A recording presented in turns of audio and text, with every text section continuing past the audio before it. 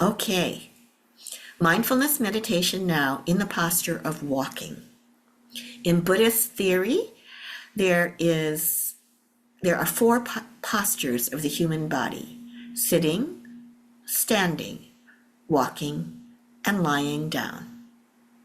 Those are the four basic postures. Therefore, we've done mindfulness meditation in a stationary posture of sitting or lying down. Now we're going to do mindfulness meditation in the posture of walking. And we can practice mindfulness in a stationary posture standing up if we are safe. If we do it for a long time, it can get kind of stressful. However, there are forms of standing meditation. And those of you who are students of yoga, like myself, will know that standing pose as Tadasana, mountain pose. It's a very wonderful asana or posture. Okay, so there are many forms of walking meditation, what we're going to call walking meditation. This is a classical form, as I understand it, of mindfulness, vipassana meditation in the posture of walking. And once again, you're going to see a lot of different techniques and methods, so don't be put off by that. Find one that's simple and that works for you, and stick with that if you like. Okay, again, I'm in my kitchen Zoom studio. We'll have to do our best. We'll begin by, and you won't see all the parts of my body, but what the heck, you can hear me. So we'll begin, if this works for you, by standing.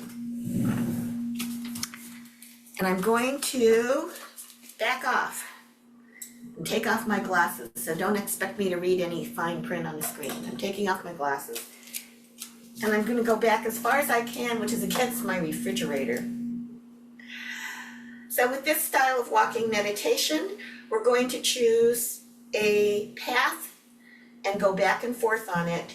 It can be about 10 feet or a little longer or a little shorter.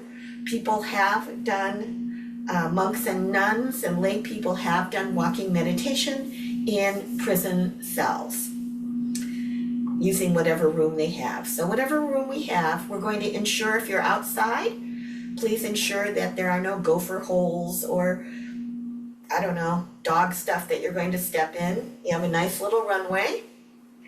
And then we might begin, locate yourself in the start points, look at the end point. It's not going to get fancy. You don't have to worry about turning this way or that way in this style. Okay, so we're just going to stand. You can have the arms at the side, or in walking meditation, you can clasp them in front of your body, and if you want to, you can also clasp them in the back of your body. You can just try different ones. Mostly though, people just let their arms relax in a natural way. Let your shoulders drop, relax, relax. We're not coordinating this to the breathing in this form of walking meditation. We're breathing naturally. So we might begin just walk back and forth. Just walk back and forth.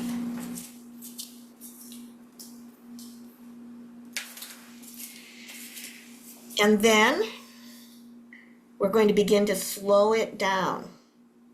Just begin to, not abnormally, slow it down a little bit. Being aware of physical sensations, of the contact of the feet, the soles of the feet with whatever the surface is that you're on. For people who are in wheelchairs or walkers, there's going to be a different set of sensations of contact and pressure. It's all good. It could be rolling along or walking along or using our walker. We're moving back and forth.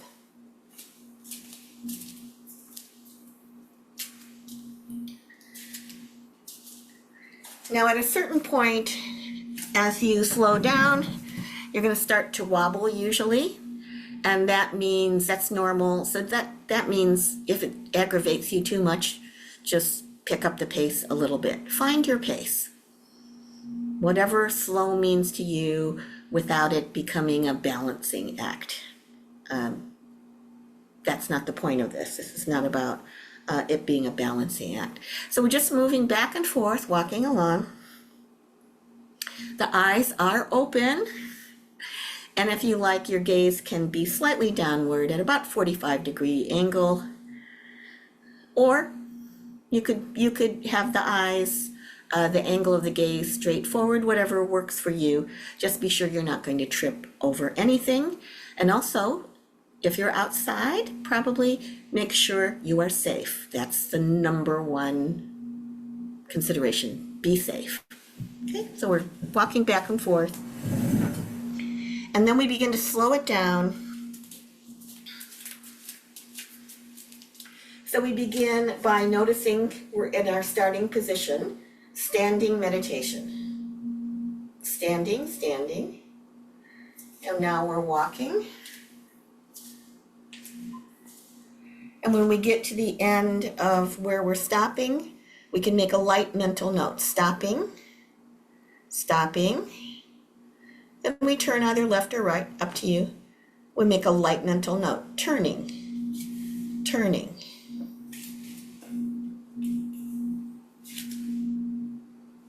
And then walking, walking, walking. Okay.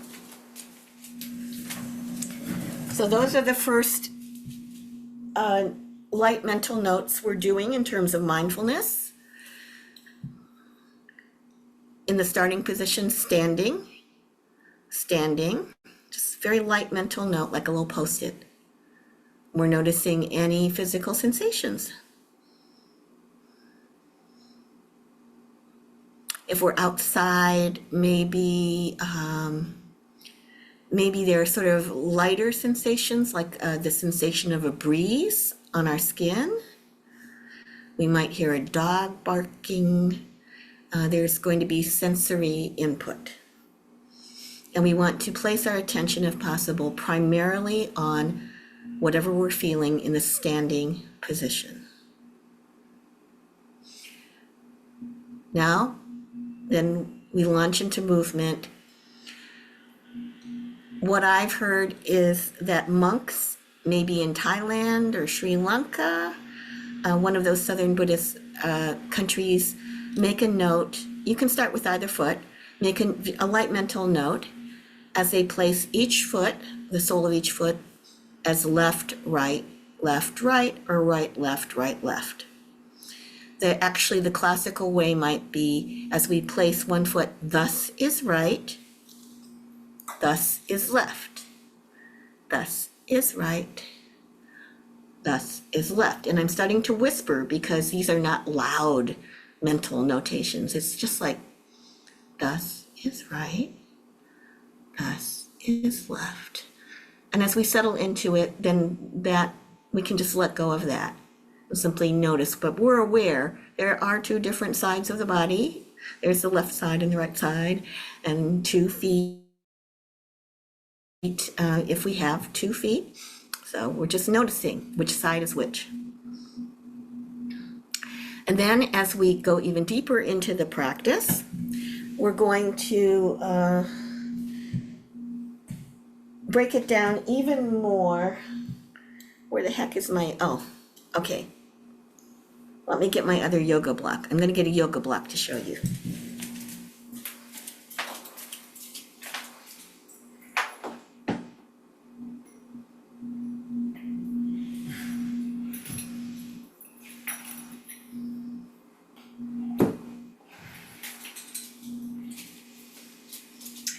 We're going to break it down even more into 3 movements of the foot for each step. And classically noted, this is lifting, stepping, placing. Then on the other side, lifting, stepping, placing. You should do what works for you. And if you like, you can try it this way. Let's see, I tried to show my foot here. Okay. You see Musham's foot? Yeah, my right foot. So if I start with my right, lifting, the heel lifts. So noting, lifting, stepping means the foot is pushing forward. Lifting, stepping, placing, I'm going to place my heel first and roll the foot down until it's flat. So this doesn't need to be exaggerated. However, it promotes more awareness. Lifting, stepping, placing. Other foot. Lifting, stepping, placing. Lifting, noticing the sensations, stepping, and placing. And we'll have other sensations in our body as we're lifting, stepping, and placing, because that will affect our balance and our core and our spine. There's really a lot to notice. It's pretty cool, actually. And again, let the arms do whatever the arms wish to do. That helps you to maintain mindful awareness. I do have a book here that was given to me by a teacher of Vipassana or mindfulness meditation from a Thai temple, I think a temple in Thailand, that's in English. And it also notes that as we become more skillful at mindfulness meditation in the walking posture in this tradition, that we can break it down even further into 3 additional mental notes, so that there can be 6 mental notes. And I think, I can't remember the exact words in English, but it's something about it's the heel coming up, and then is the heel beginning to move, I think, and then coming up, and then pushing forward, and then lowering. So there's a moment where it starts to lower and makes contact and rolls forward, and then is placed. And I have practiced that, and it's really, I love it. It takes a lot of attention, and I notice I'm very bad at noting when the foot starts to lower, that my attention wanders. So I'm just mentioning that, not that you need to do it, to make the point that mindfulness is probably infinite. There's probably infinite. I remember at East Bay Meditation Center before the pandemic, a long time ago, I was teaching this stuff. And in week 2, someone came up and said, "Wow, I've had the most amazing experience in the past week." And I said, "What's that?" And they said, "I became mindful of everything." And I thought, "No, you didn't." However, I didn't want to say that. I said, "Oh, that's good." The point being, mindful awareness can extend to many deep and subtle levels of perception, of physical sensations, of awareness that thinking is occurring, and of awareness of emotional states, and ultimately awareness of how we're perceiving the sensory, the emotional, and the cognitive data that's coming into us from exterior stimuli, and that's also arising within us, inside of us, if we want to use that terminology, from us, that each of us is generating in response to again, various stimuli, right? So mindfulness is infinite, and it's said in these teachings that the foundation of mindfulness is physical sensations, mindfulness of the body. And we return to it again and again and again, discovering new things, probably not every time, but a lot of the time. if I'm really practicing mindfulness with an open mind instead of thinking, yeah, yeah, yeah, walking, yeah, whatever, uh, if I'm practicing with that beautiful, fresh beginner's mind, like a baby discovering, oh my gosh, I can lift my hand. I mean, it's not thinking that, it's just doing this thing. There was a period when my son started being able to lift his hand is like a fist, and he would just stare at it for hours. He would just be there like this, sort of mesmerized. It was new in his life, and then that passed, and it was old stuff to him. So he didn't do it anymore. Then he started doing other things. And each of us developed in that way. Therefore, we cultivate that beautiful, fresh, open beginner's mind and discover the world anew.